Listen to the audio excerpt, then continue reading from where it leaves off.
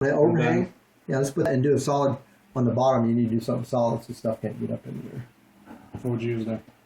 You can use whatever you want to use. I wouldn't use steel on the bottom because it's Cardboard? Cardboard? Cardboard. Oh, yeah. I just use it. You know, you can get that 1/2 inch pressure treated plywood just about as cheap as you can buy a sheet of cardboard. It's about $20 a sheet. But see, you're all looking up 2 foot. Yeah, I just use whatever.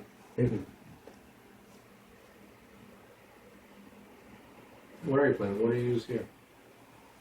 This Yeah. is armboard. This isn't sheetrock. Sidewalls are sheetrock, but I did it by myself. This is 1 inch. Here. Cardboard says I'll let you. My house. Very similar.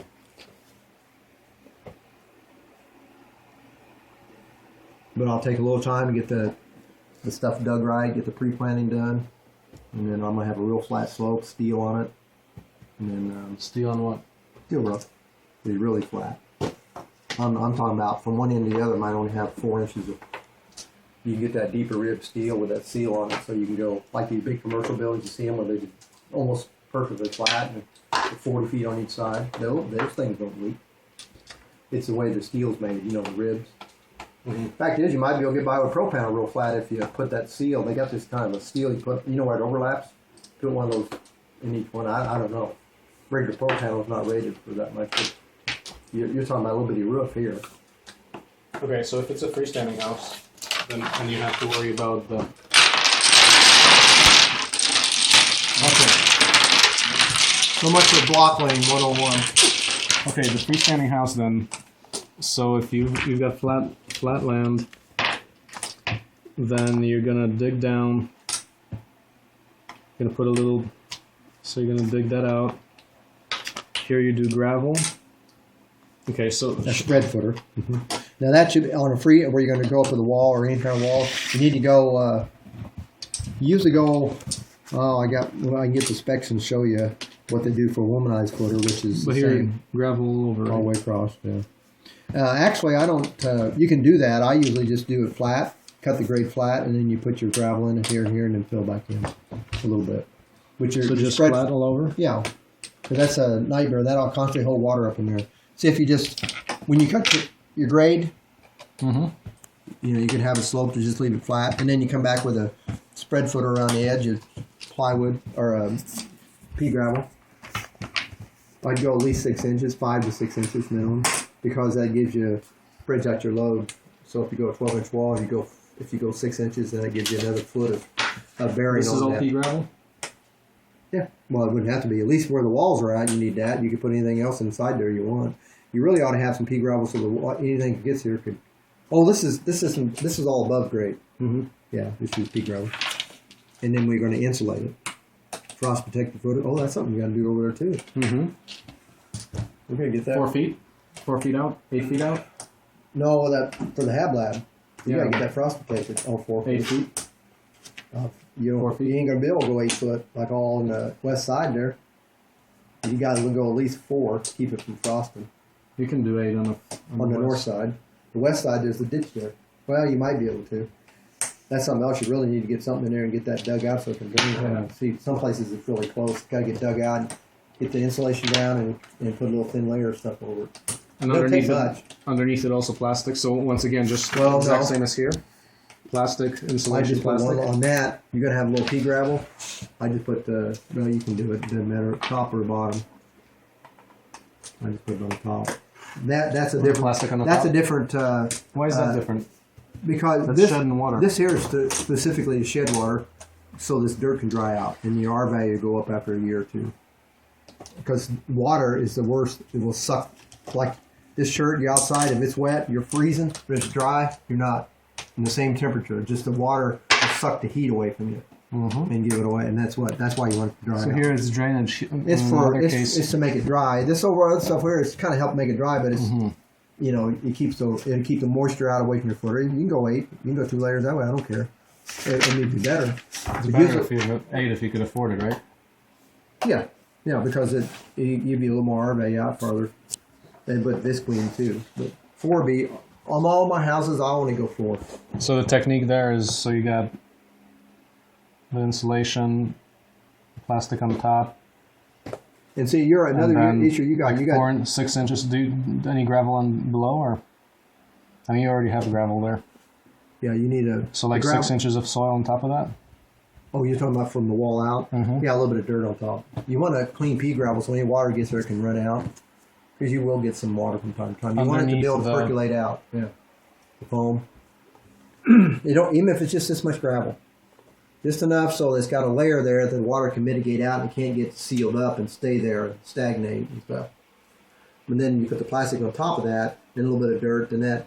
If you put the plastic down first and then your foam, then dirt, then see the foam will help protect your plastic so it don't get holes in it.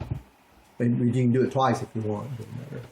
It's just more money, but you need at least one layer of plastic to come out a little ways in the foam and throw some dirt on it.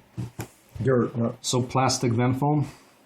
yeah, would be the best. And the foam would protect any clods or any rocks in your dirt poking through the plastic. It'll help. It'll go a long ways. You know what I mean? Mm-hmm. And when if this is up to the house, do you put insulation against the house? Up like? No, you got a block wall there. Yeah, you do. So I mean, the detail is okay. So you've got our blocks like this. Here's our little where the foundation is. So if I guess the insulation is going to go down there. So what do you do up here? Well, this foam is going to come up pretty close to the bottom of the. You can put some foam there if you want. The only thing is it's going to stick out because the rest. Yeah. Have you stuccoed that yet? No. Well, then you could put the foam and do a metal. You do like here's your foam. Oh yeah, put that. Then do a little piece of metal. Yeah. Put it down there first, then stucco over it, and that would channel any water down over past that. And down there. Yeah. Okay. So If you haven't done it yet, but if you've already stuccoed, then you're kind of piece of metal like what? Just flashing. yeah. But it's bent like this.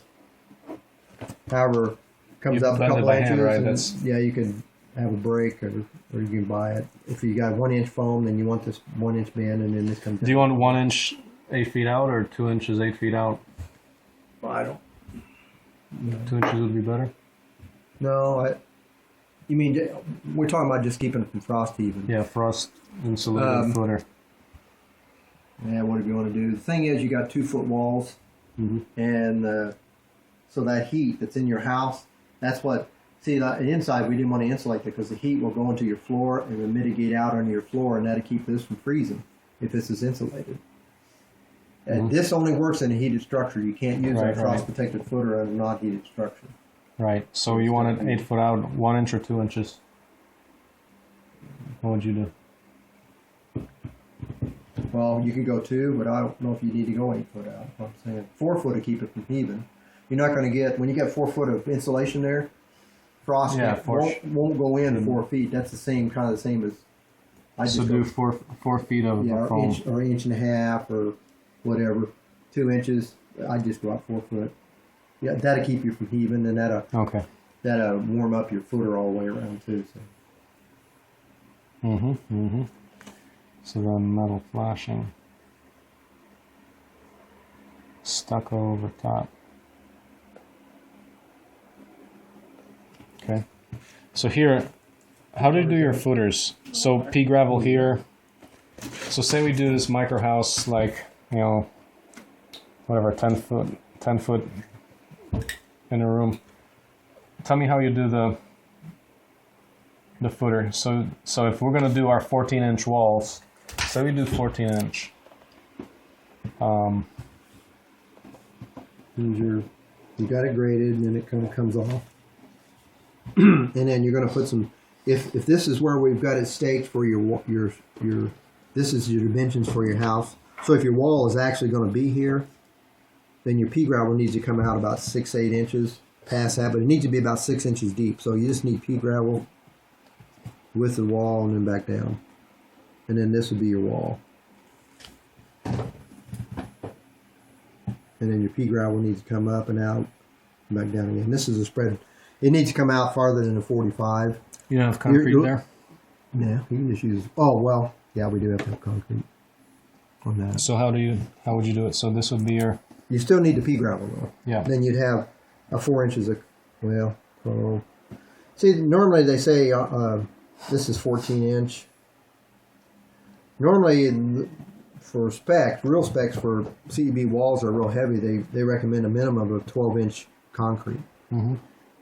But that you're not going to have you don't have a solid 12-inch wall. That's what I'm saying. See, it's hollow. Mm-hmm. So you might be able to get by with maybe 8 inches or something. Okay. Because what you got now is 3.5 inches over there. Have you noticed anything cracking or moving? Not really. And then, so anyway, code for CEB walls That's is 12 inches of minimum on a 12-inch wall. But that's a solid 12-inch wall. And you can pull that up out of those are New Mexico codes, I believe. But you don't have a 12-inch wall. You've got a 14-inch wall and it's hollow. See what I mean? So you don't need your wall isn't as and make heavy. it so. If this is 14 inches, how wide to make the footer? You make the footer the same. Same as the wall. The spread footer, the gravel is down here. It's going to spread the load out at a 45. But this concrete footer needs to be the same width as your wall, 14 if that's what you're going to do. And I would make it a minimum of 8 inches.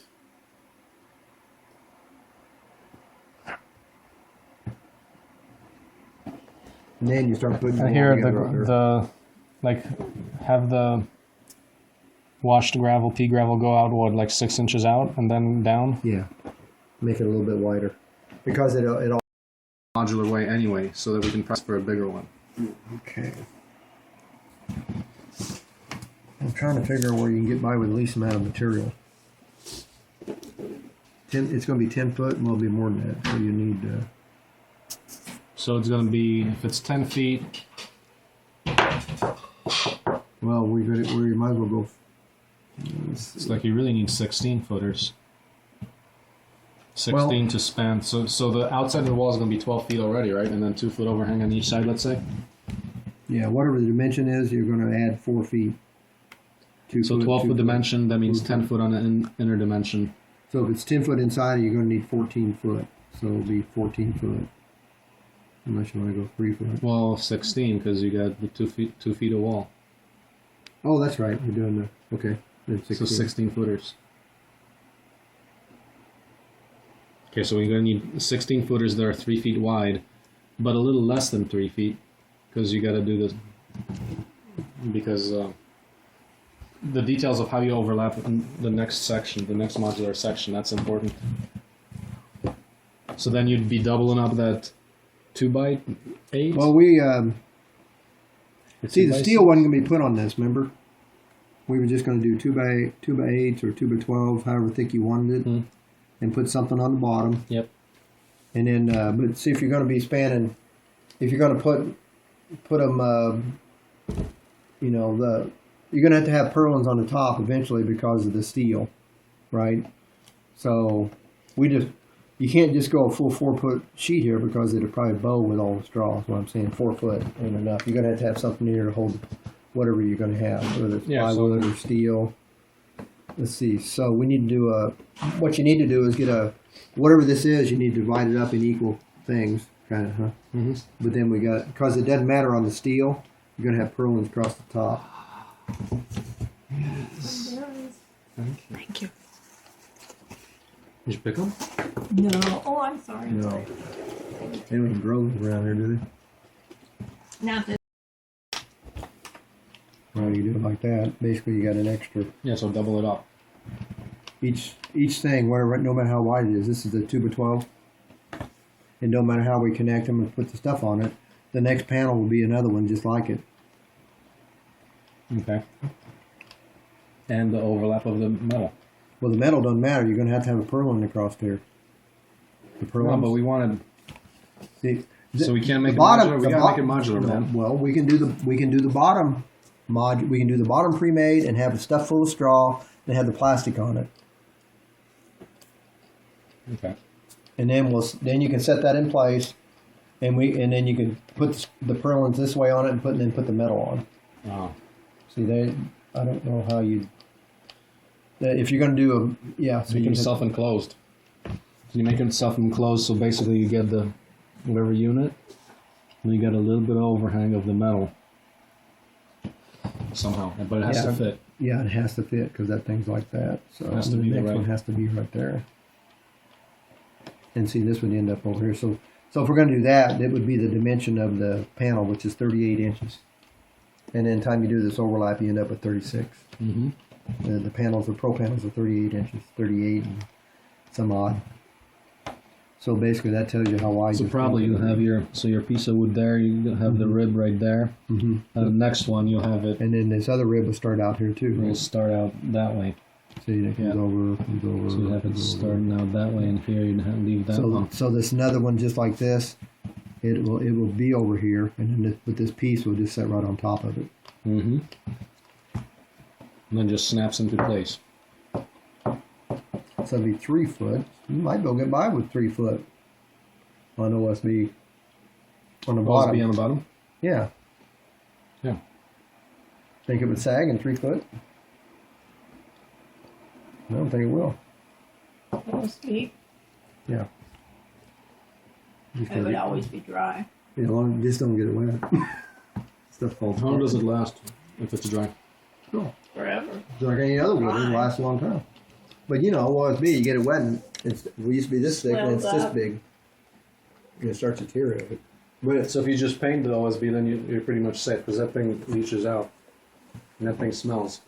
yeah, but that's going to be on the inside. These panels will be kept. If you do it like that, the panel will be all but done and made. indoor air quality. You gotta paint. OSB stinks? It off gases probably the glue and stuff. I don't know what you're going to use that ain't going to off gas. Can't you seal it? Just Yeah, clear- just spray clear coat, yeah, coat, paint clear it probably coat white or whatever you want to put on it. Does lime wash paint work on it? I don't know, it won't be- Would that seal it or not? It's color coded. I don't know if it'll seal it. Just color it. It wouldn't seal. They'd still breathe. It'll breathe the vapors. Yeah. And I mean, plywood doesn't have gas, does it?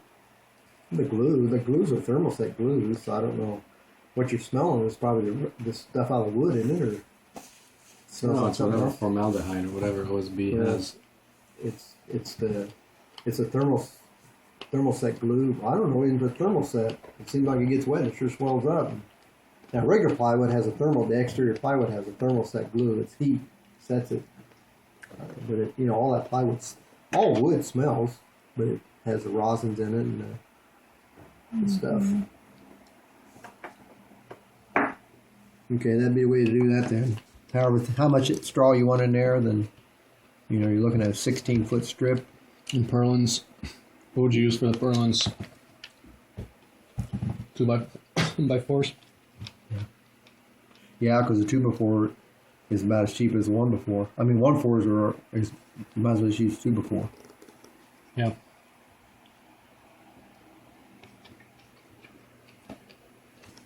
Every 4 feet? Nope. The purlin if we're going to make these in panels, they're going to be exactly the same, and the only thing is going to have that piece of metal is going to stick out. Remember that last piece? No, but the purlin spacing. Oh, well, it would be whatever this required. Yes. So this would be to the edge. It'd just be right in there. You can either nail it from the side or you can put it on top. How much distance I'd nail it between from the purlins? side. Oh, you mean down through there? You could go. The 4 the feet? specs. No, you can't go 4. I think that you can go 30 inches. I think it depends on the gauge and it depends on how long your span of steel is. In reality, but you can go probably 30 inches. We went 2 foot on all that stuff. For the purlins? 2 feet. Okay.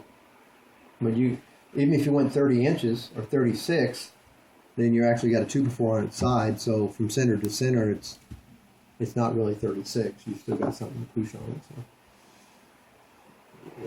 So you want something there because if it gets a heavy snow load or something on it flat. But Where'd you do every 2 feet on the purlins? You did that on the Hamblad? Mhm. Those were every 2 feet. Mhm. And was the 2x4s on the flat? Mhm. Okay. see, you have to on those because the 2x4s they're 2x4s on the flat. Had to do that, but as far 30 as inches steel- on center. Yeah, I'd go 30. I wouldn't go any more than 30 inches. And speaking of snow load, you know how we got the 2x8s or 2x12s? I think I'd go up here, put the purlin on top. That way the snow will bear on this. Oh, you want Put it on the edge, the snow load will Yeah, bear but on what do this, you do? just the two screws, the only thing holding You it. got the spacing between those. What do you do? It doesn't What's matter. spacing? Well, from the side it looks like this. So you've got this, the purlins. What about the space here between them? So you got the. It doesn't matter. Doesn't matter. No, you're gonna It's have the modular? straw already in, right? Well, it's gonna be heavy with all that straw. Well, I mean, it'll be too So there's bad. going to be a little gap there. Yeah, well, that's what we have now. Yeah. Now, how do we do the? So we do the. So you put the plastic. When you make the panel, you'll do the basically you do 2x12s. Cut your plywood on the bottom to whatever we figure this is going to be. Nail them or screw them. Plastic on the bottom, right? Yeah, I'll put the plastic and then the plywood. Screw it on, and then you're going to stuff the straw in it. Then you'll come back and put some more. Now this one up here is a house wrap, so it can breathe and let the vapor out. Dry vapor, not droplets. And then you'll come back with your purlin on top. And then your steel panel. And the Tyvek. The Tyvek is there. It's underneath the purlin. It's on top of the 2x12 before you put the purlin down. All right, I guess we put. Yeah, that way it is keep it Before the sealed to purlin? here. Yeah, that way it'll be Yeah. tacked to the board, and there won't be any air gaps. See what I mean? Mm-hmm.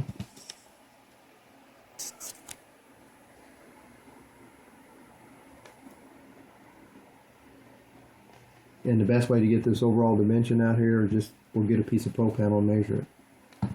Mm-hmm. You're talking about a hammer mill. How do you feed the stuff in? Is it a big hopper or hopper? Like how big is it? This big? No, I just kind of got to do it by hand. The way it is right now, it's got a mouth like this big, so you just have to. Yeah, you wouldn't have to do if you just had straw. See, this panel's made, it's sitting flat, get plastic on it, the guys could just throw the stuff in there and somebody could just kind of tamp it in, keep tamping it till it gets full or close to it, and then come back. Take your tie back, it's already cut it. It's, you got a big roll, you measure how wide you need it, you cut the saw. So when you unroll the tie back, it's just about what you need. Unroll it, tack it, unroll it, tack. And your other ones are already pre-cut. Oh, this has to be. How wide is the roll, Tyvek? It's 4 feet. No, you can get different widths. So you got to get exactly like 3 feet. I get the 9 foot. 9 foot is a standard roll, so that would give you 3 foot, 3 foot, 3 foot. And that's what you need. You need a 3 foot pizza. Just So see, thought. you wouldn't have any waste. And you just take a saw and you cut them. Scissors. No, you when it's take on the the roll, you mark cut it the 3 roll. foot. Oh. So when you roll it off, it's already 3 foot. Duh. We'll get you on the scissors.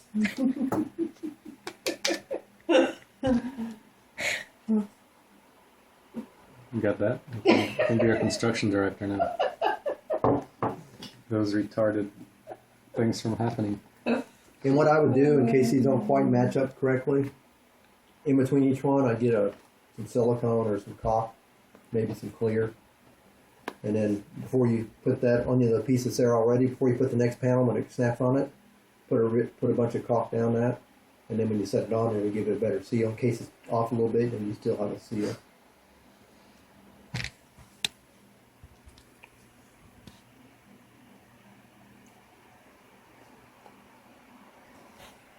When are you starting these? Tomorrow. Tomorrow. You always No. gonna do it tomorrow. Yeah. No, not By tomorrow. the time you said you're going to be gone for a week or something? Gone till that you did this, so you really got to put the purlins on the inside.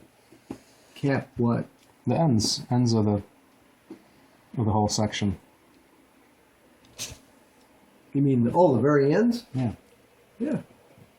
Well, the way we did it. Oh, so do you put it The in, 2x8 in would be between? across the end. Each end I have a 2x8 or a 1x8. Put on the inside, kind of like on the inside. Yeah.